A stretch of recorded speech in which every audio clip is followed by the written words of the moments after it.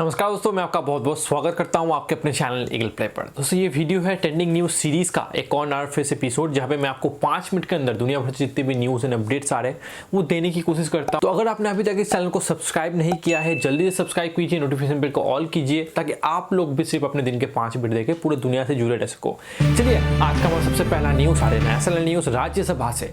दोस्तों आज राज्यसभा के लिए एक बहुत ही प्रोडक्टिव दिन था, क्योंकि आज 3.5 घंटे के अंदर राज्यसभा में 7 बिल पास किए गए, जिसमें से एक बिल में प्याज, अनाज, दाल, आलू को एसेंशियल कमोडिटीज के लिस्ट से हटा दिया गया है।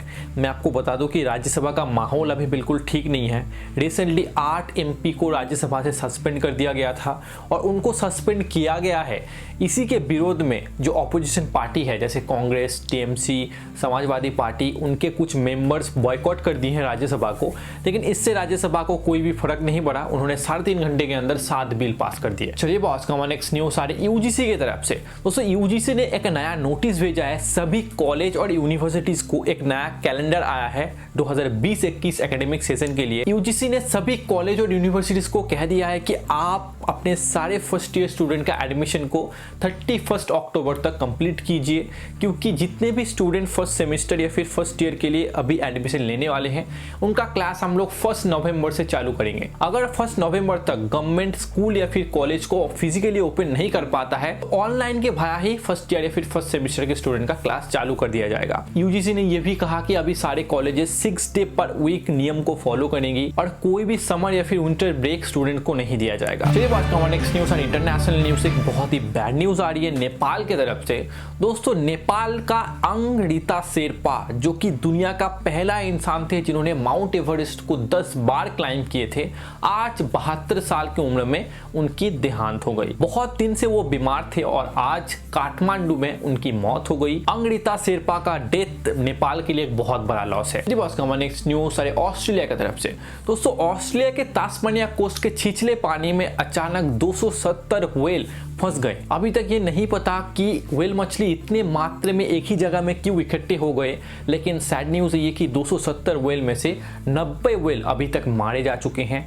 रेस्क्यू टीम 25 व्हेल को अभी तक सेव कर पाया है, लेकिन कहा यह जा रहा है कि आगे आने वाले दिनों में और भी व्हेल मरते हुए दिख सकते हैं। चलिए बॉस हमारे नेक्स्ट न्यूज़ है टेक न्यूज़। आज दोस्तों इंडिया में पोको X3 को लॉन्च कर दिया गया है। पोको X2 जो कि फरवरी में लॉन्च हुआ था, और पोको X3 NFC जो पिछले हफ्ते यूरोपियन मार्केट में लॉन्च किया गया था, उसी के जैसा फोन है पोको X3, जिसमें आपको स्नैपड्रैगन के 732G का प्रोसेसर देखने को मिलेगा, और इसमें आपको 6.67 इंच का फुल HD प्लस डिस्प्ले भी देखने को मिलेगा। पोको X3 का बेस वेरिएंट का प्राइस रखा गया है 17,000 रुपए, और आपको ये फ्लिपकार्ट के भाया खरीदने को मिलेगा। इसका पहला सेल स्टार्ट होगा सितंबर 29 तारीख को दोपहर 12 बजे से। ये बात का हमारे नेक्स्ट न्यूज़ आ रही जियो की तरफ से। दोस्तों बहुत बड़ी न्यूज़ आ रही है। जियो अपने लोकल सप्लायर और असेंबलर को कह दिया है कि आप अपना प्रोडक्शन कैपेसिटी को बढ़ाइए, क्योंकि 2 साल के अंदर अंदर हम लोग प्लान कर रहे हैं 20 करोड़ जियो एंड्रॉइड फोन बनाने के लिए और इंडिया में उसे बेचने के लिए। कहा यह जा रहा है दोस्तों जियो एंड्रॉइड फोन का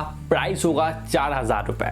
जी हाँ, जियो और गूगल मिलके एक ऑपरेटिंग सिस्टम बना रहे स्पेशली, और वो फोन 4G फोन होगा। तो जल्द ही आपको इसी साल जियो एंड्रॉइड फोन लॉन्च होता हुआ दिखेगा, जिसका प्राइस आपको 4-5 हजार रुपए के बीच में देखने को मिलेगा। तो अभी जियो टेलीकॉम इंडस्ट्री के बाद में इंडिया के स्मार्टफोन इंडस्ट्री को भी कवर करना चाहता है। चलिए बॉस हमारे नेक्स्ट न्यूज़ है स्पोर्ट्स न्यूज़ मिचेल मार्श की तरफ से। दोस्तों कल SRH और RCB के बीच में जो मैच खेला गया, उसमें मिचेल मार्श को एंकल में इंजरी हुई। वो बॉलिंग कर रहे थे और एक रन बचाने के चक्कर में उनके पैर में चोट आई, लेकिन अभी कहा जा रहा है कि मिचेल मार्श का चोट बहुत गंभीर है और वो IPL से रूल आउट हो सकते हैं, जो कि सनराइजर्स के लिए एक बहुत बड़ा झटका है। कोई भी ऑफिशियल न्यूज़ अभी तक सनराइजर्स हैदराबाद की तरफ से नहीं आया है, लेकिन हो सकता है कि मिचेल मार्श आपको आगे आने वाले दिनों में IPL 2020 के मैचेस में ना देखने को मिले। फिर बस का नेक्स्ट न्यूज़ है बार्सिलोना की तरफ से। दोस्तों खबर आ रही है कि लुइस सुआरेज बार्सिलोना छोड़ने वाले हैं और वो एटलेटिको माद्रिद से खेलेंगे। जी हाँ, उनके और बार्सिलोना के बीच में एक डील साइन हुआ है, जहां पे बार्सिलोना को छोड़ने वाले लुइस सुआरेज और अगले 2 सीजन के लिए वो एटलेटिको मैड्रिड के पास जाने वाले। 2014 में बार्सिलोना ज्वाइन करने के बाद में लुइस सुआरेज 283 मैच में 198 गोल स्कोर किए थे, और पिछले सीजन मेसी के बाद में वो सेकंड हाईएस्ट स्कोरर थे बार्सिलोना के लिए। चलिए बात करते हैं नेक्स्ट न्यूज़ है एंटरटेनमेंट के सेक्शन से। दोस्तों एशियन फिल्म अवार्ड्स के लिए अनुभव सिन्हा और तापसी पन्नू का फिल्म थप्पड़ को नॉमिनेट किया गया है। हो सकता है थप्पड़ को एशियन फिल्म अवार्ड्स में बेस्ट फिल्म का अवार्ड मिले। चलिए बॉस का नेक्स्ट न्यूज, रिया चक्रवर्ती का सजा को और भी बढ़ाया गया है। अभी कोर्ट ने ऑर्डर दिया है कि रिया चक्रवर्ती 6 अक्टूबर तक जेल में ही रहेंगे।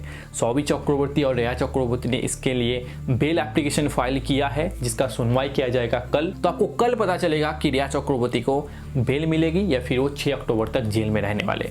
चलिए मुझे उम्मीद है कि वीडियो को बहुत पसंद आया होगा। मिलते हैं अगले वीडियो में, तब तक के लिए खुश रहिएगा।